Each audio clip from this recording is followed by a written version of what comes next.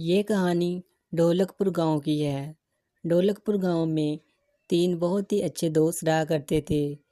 एक का नाम शंकर और एक सुमिता थी। वो तीनों बाहर घूमने के बहुत ही शौकीन थे। उस गांव के पास एक बहुत ही बड़ा और ख़तरनाक जंगल भी था। लोगों का कहना था कि जो भी उस जंगल में जाता है वो दोबारा वापस लौट कर नहीं आता। एक बार उनको यूनिवर्सिटी से जब छुट्टियां हुई तो उन्होंने सोचा कि बाहर घूमने चलते हैं और वो उस जंगल में घूमने जाएंगे और वहाँ पर पैदल ही घूम कर आएंगे।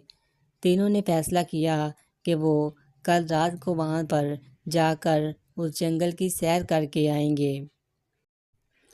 तीनों दोस्त बड़े ही मज़े से उस जंगल में पहुँच गए।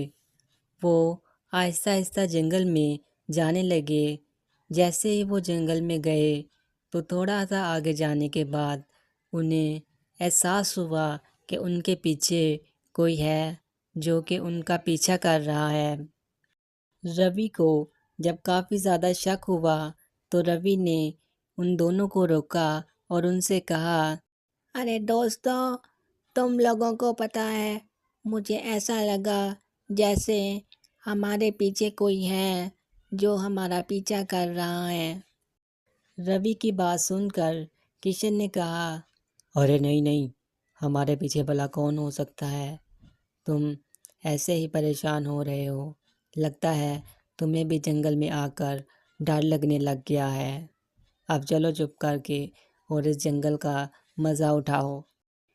किशन और सुमिता वहाँ पर इस जंगल में बैठ गए और उन्होंने रवि से कहा कि जाओ पास ही देखो, अगर कोई फलों वाला दरख्त है तो वहाँ से थोड़े से फल तो लेकर आओ, हमें बहुत भूख लगी है। रवि उसी वक्त वहाँ से गया और जंगल में आसपास फल ढूंढने लग गया।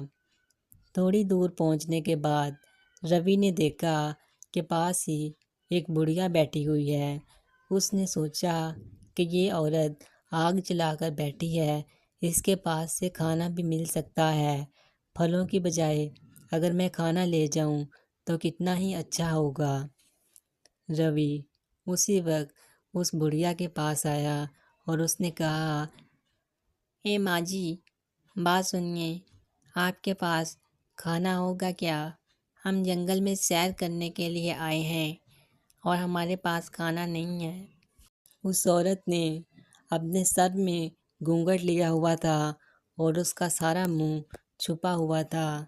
उसने रवि से कहा, हाँ बेटा, क्यों नहीं, मैं तुम्हें खाना दे दूंगी, लेकिन उसके बदले में तुम्हें भी मुझे कुछ देना होगा।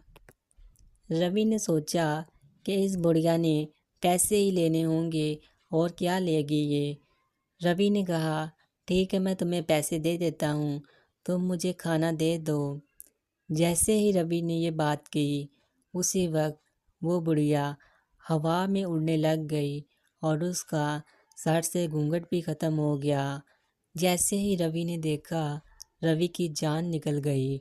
वो कोई आम औरत नहीं बल्कि एक चुड़ैल थी।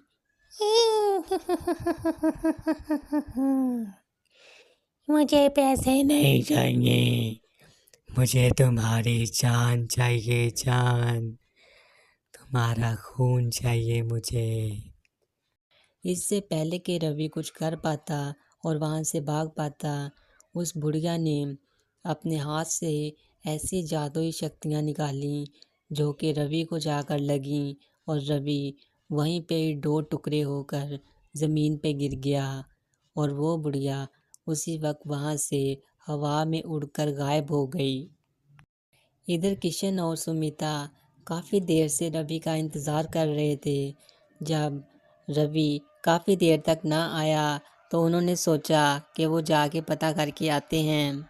जब वो थोड़ा सा आगे पहुँचे और रवि को ढूंढ रहे थे तो उन्होंने देखा कि रवि की लाश पड़ी हुई है और रवि की लाश के दो टुकड़े हुए हैं और उसमें से खून निकल रहा है।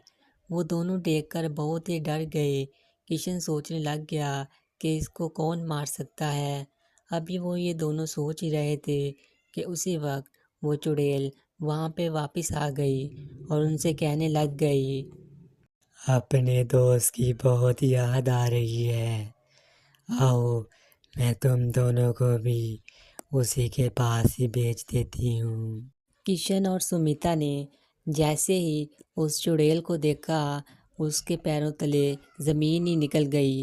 अब वो दोनों ही उल्टे पांव वहाँ से भागने लग गए, लेकिन सुमिता से इतना तेज़ नहीं भागा गया और वो फिसल गई और वहाँ पे ही नीचे गिर गई। चुड़ैल वहाँ पे ही हवा में उड़ती हुई हंसने लग गई और उसने अपने हाथ से वही जादुई शक्तियाँ निकाली और सुमिता पे फेंकी और सुमिता भी उसी वक्त 2 टुकड़ों में बदल गई। किशन अपनी जान बचाता हुआ वहाँ से भाग गया और वो भागते भागते एक गार में जा पहुँचा। गार में एक तांत्रिक बैठा हुआ था। उसने देखा कि तांत्रिक शायद उसकी कुछ मदद कर सके।